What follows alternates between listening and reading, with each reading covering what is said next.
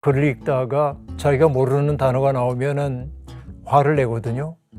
현학적인 거 아니야? 왜 굳이 이런 단어를 쓰는 거야? 대체할 수 있는 단어가 있는데, 네, 대체할 수 있는 단어 있어요.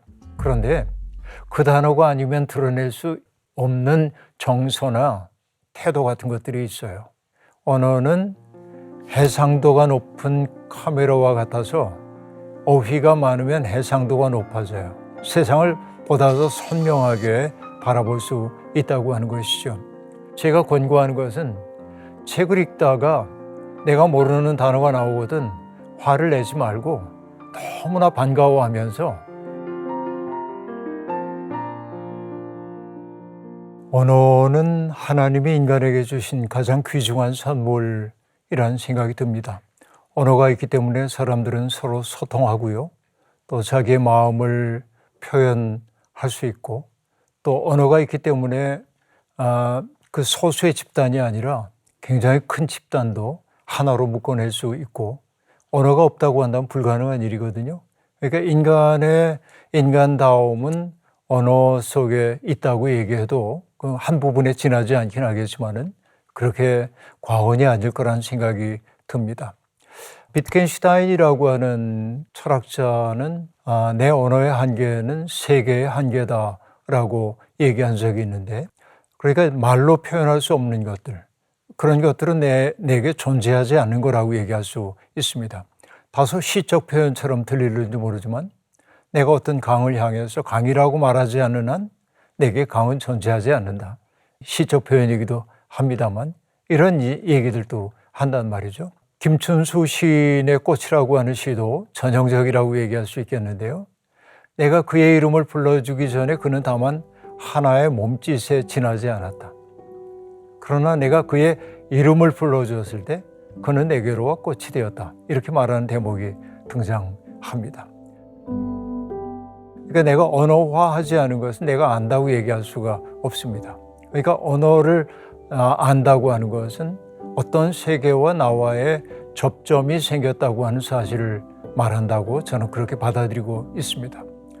하나님이 아담이 쓸쓸한 것을 보시고 아담을 좀 돕기 위해서 흙으로 동물들을 만들어서 아담 앞에 이끌고 오는 장면이 성경에 있습니다. 그때 아담이 부르는 것이 이름이 되었다라고 말하므로 아담은 이름 짓는 자가 되었습니다. 가장 인간이 최초에 했던 행동이 어쩌면 이름 짓는 행위였는지도 모르겠습니다. 이름, 언어인 것이죠. 또 하와가 자기 눈앞에 나타났을 때 아담은 사랑의 노래를 부릅니다. 이제야 나타났구나 이 사람, 뼈도 나의 뼈, 살도 나의 살. 남자에게서 나왔으니 여자라 하리라. 새 번역은 그렇게 번역을 해놓고 있는데요. 그러니까 언어라고 하는 것이 어떤 사물을 지칭하기 위한 것이기도 하지만 너와 나를 이어주는 사랑의 끈이라고 하는 사실도 성경이 우리에게 보여주고 있는 언어의 신비라고 얘기할 수 있습니다. 그런데 아이들도 어릴 때부터 말을 배우기 시작하죠. 가장 근본적인 것부터 배우기 시작합니다. 엄마, 아빠라는 말로부터 시작해서 아이들은 언어를 익힘으로 어떤 사회화가 진행된다고 얘기할 수 있겠습니다. 언어가 풍부하다고 하는 것은 어떤 뜻일까요? 세계와의 접점이 다양하다라고 하는 말이라고 저는 그렇게 여기고 있습니다. 어휘가 풍성하다고 하는 것은 세상을 바라보는 우리의 창문이 다양하다고 얘기할 수 있겠고, 또 요즘 젊은이들이 좋아하는 어법으로 얘기하자고 한다면은 언어는 해상도가 높은 카메라와 같아서 어휘가 많으면 해상도가 높아져요. 세상을 보다 더 선명하게 바라볼 수 있다고 하는 것이죠. 예를 들면 비를 나타내는 말도 우리가 많이 있죠. 안개비, 는개, 이슬비, 실비, 장맛비 등등 우리말로도 그 비를 나타내는 단어가 아마 20여 종 되지 않나 싶은 생각이 드는데요. 그런 말들이 존재한다고 하는 그 이유는 뭘까요? 그것은 우리의 삶의 경험, 문화 속에서 그렇게 표현함으로 우리의 삶과 밀접한 관계가 있었기 때문일 겁니다. 근데 그 모든 말들을 다 버리고 비라고 어떻게 보면 뭉뚱그려 버리고 나면 비라고 하는 거 그 말로 우리는 이해하긴 하지만 그 삶의 미세한 결 같은 거 우리가 삶 속에서 는개가 내릴 때 또 여우비가 내릴 때 우리의 정서가 어떻게 반응하는지 거기에 대한 실감은 갖기가 매우 어렵다 하는 얘기이죠. 장대비가 내릴 때 사람들이 느꼈던 아주 그 호쾌한 느낌이나 혹은 그 장대비 때문에 시련에 빠진 사람들의 삶의 이야기, 우린 상상력을 갖는 것이죠. 그런데 그걸 비라고 퉁쳐버렸을 때 그것이 우리에게 주고 있는 정서적 울림 같은 것들이 적어지고 나는 좀 둔감한 사람이 될 수밖에 없겠다 하는 생각을 하는 거죠. 그래서 어휘가 풍성하다고 하는 건 그런 거라고 볼 수 있겠는데요. 오늘 우리 시대를 바라보면서 내가 조금 슬프게 생각하는 것은 많은 사람들이 바빠서 그런지 몰라도 축약어를 쓰고 아까 얘기한 대로 모든 것들을 뭉뚱그리는 언어를 잘 사용한단 말이죠. 저는 그 현상 자체를 나쁘다고 말하는 것은 아닙니다. 근데 거기에서 우리가 잃어버리는 것이 있지 않을까 하는 생각을 해보는 거죠. 제가 제일 사람들과 만날 때 제일 듣기 싫어하는 말이 하나 있습니다. 짜증나, 그런 말. 우리의 삶의 경험에서 내 속에 일어나는 부정적 감정들이 다양하게 있죠. 두려울 때도 있고 망설일 때도 있고 어쩔 줄 몰라 당혹스러울 때도 있고 그리고 화가 날 때도 있고 그런 그 모든 것들을 부정적 감정을 짜증나라는 말로 딱 말하는 순간 마주 선 사람들의 마음이 다치고 나를 방어해야겠다는 생각이 들고 그 사람을 어떻게 도와줘야지 하는 마음이 잘 들지 않는단 말이죠. 그래서 우리는 이렇게 퉁쳐서 말하기보다는 정확히 내 마음은 이래 라고 얘기할 때 마주 선 사람들은 그럼 내가 어떻게 해야 하는지를 깨닫게 되고 이런 것들이 나는 어휘와도 관련된다고 생각을 하고 있습니다. 이게 매우 중요한데요. 조지 오웰의 소설 1984라고 하는 소설에 보면 그 전체주의 국가이죠. 전체주의 국가입니다. 그 1984의 세계에 독재가 지배하고 있는 세상이 정략적으로 하고 있는 매우 중요한 일 가운데 하나가 뭐냐? 신어. 새로 올 신자, 말씀 어자를 써가지고 신어입니다. 뉴스픽이라고 얘기하고 있는데 다양한 말들을 하나로 묶어 그래서 어휘수를 줄이는 거예요. 예를 들면 자유라고 하는 말을 없앴어요. 그러면 사람들은 자유에 대한 갈망을 잃어버립니다. 언어가 사라졌기 때문에. 이런 것들이 전체주의 세계의 문제라고 얘기할 수 있겠는데 거기에 등장하는 주인공 윈스턴의 친구가 하는 얘기가 있습니다. 우리 목표는 어휘수를 줄이는 거야. 어휘를 줄이게 되면 사람들은 더 이상 생각하지 않게 될 거야. 생각하지 않음, 이것이 우리가 가지고 있는 세계의 핵심이라는 거예요. 언어가 줄어드는 순간 사람들은 생각하지 않게 되고 누군가가 우리에게 떠먹여주는 정보를 소비하는 소비자로 전락하게 된단 말이죠. 우리가 히틀러 세계의 전범이었던 아이히만의 재판을 보고 한나 아렌트가 썼던 예루살렘의 아이히만이라고 하는 그 책에 나오는 유명한 이야기가 있습니다. 아이히만이 악마 같은 사람이라고 생각했어요. 그러니까 사람들을 그렇게 무참하게 죽음으로 내몰았지 생각했어요. 근데 보니까 재판에 나와 있는 아이히만이 너무 성실한 사람이에요. 자기에 대한 기소장에 오탈자가 있는지 그걸 수정하고 있고 그 엄중한 자리에서 죄의식이라고는 없는 거예요. 그게 한나 아렌트가 깜짝 놀랍니다. 이 사람 어떻게 이럴 수가 있지? 그러고 하는 유명한 얘기가 악의 평범성에 대한 이야기를 해요. 그러니까 그러면은 우리는 무서운 모습, 악마적인 모습을 떠올리는데 너무나 평범한 사람이 악의 도구가 될 수 있다고 하는 거죠. 근데 아렌트는 질문합니다. 어떻게 그렇게 됐지 사람이? 그때 그가 생각하는 게 뭐냐면 사유하지 않음. 바로 이것. 관료체제가 만들어내고 있는 사유하지 않는 어떤 존재를 만들어내는 거야. 정확히 조지 오웰의 1984가 얘기하고 있는 그 세계의 세계관과 딱 맞는 거야. 생각하지 않도록 만드는 거.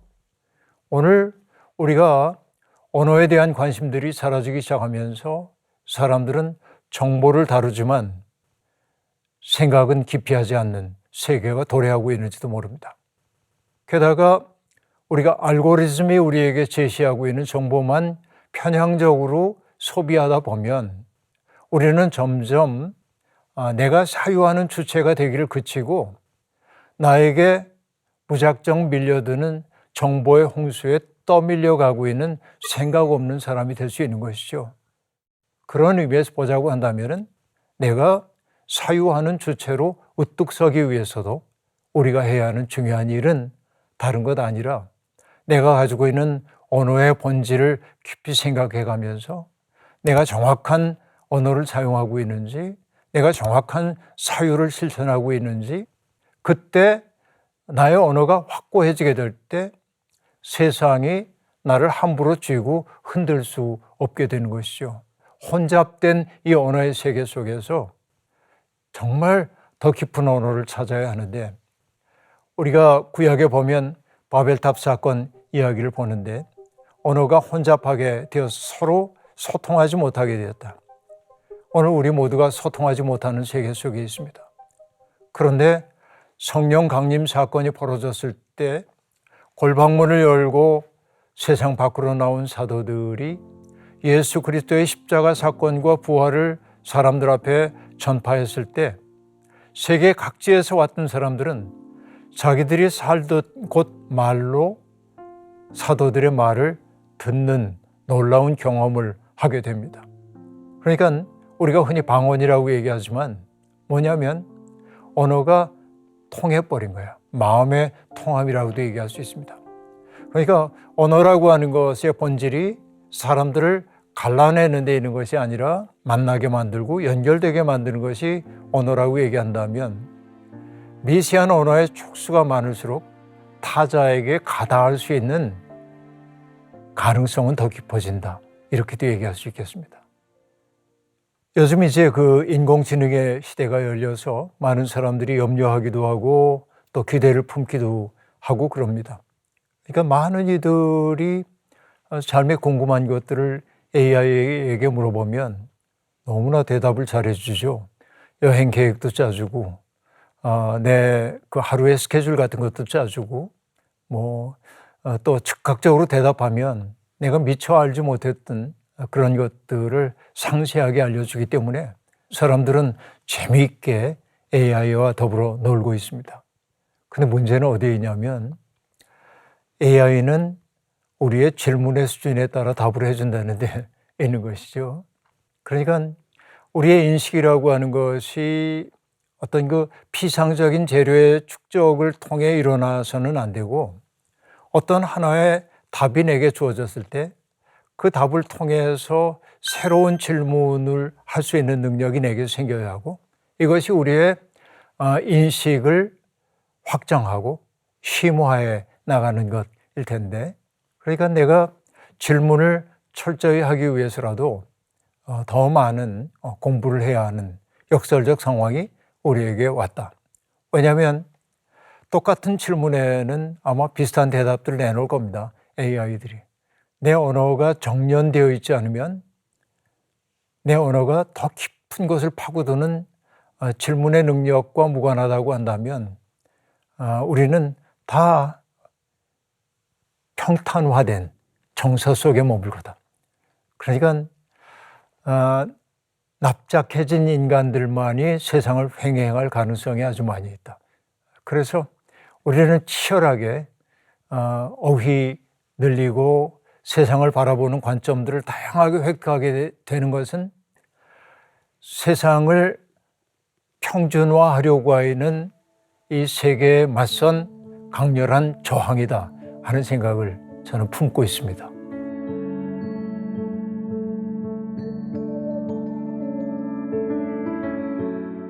사람들이 이제 그 글을 읽다가 자기가 모르는 단어가 나오면은 화를 내거든요. 현학적인 거 아니야? 왜 굳이 이런 단어를 쓰는 거야? 대체할 수 있는 단어가 있는데, 네, 대체할 수 있는 단어 있어요. 그런데 그 단어가 아니면 드러낼 수 없는 정서나 태도 같은 것들이 있어요. 그 단어를 포기하는 순간 내가 글 쓰는 사람이 드러내고자 하는 세계로부터 조금 멀어져요. 이게 이제 문제라고 보여지는데, 그래서 제가 권고하는 것은 책을 읽다가 내가 모르는 단어가 나오거든 화를 내지 말고 너무나 반가워하면서 사전을 찾아서 수첩에 기록해두고 그 단어를 자기 것으로 만드는 노력이 필요하다고 생각해요. 그러다 보면 아주 짤막하게 있는 시간이 내게 있을 때 무료한 시간에 수첩을 넘기다 보면 빨간 펜으로 쓴 부분이 나오고, 그러면 그 단어하고 눈맞춤을 합니다. 그 단어와 20번 내지 30번 정도 눈맞춤을 하면 사용할 수 있는 단어가 됩니다. 이렇게 해서 어휘가 늘어날 때 나의 세계는 다채로워지고 나의 감성을 표현할 수 있는 능력도 늘어날 수밖에 없다.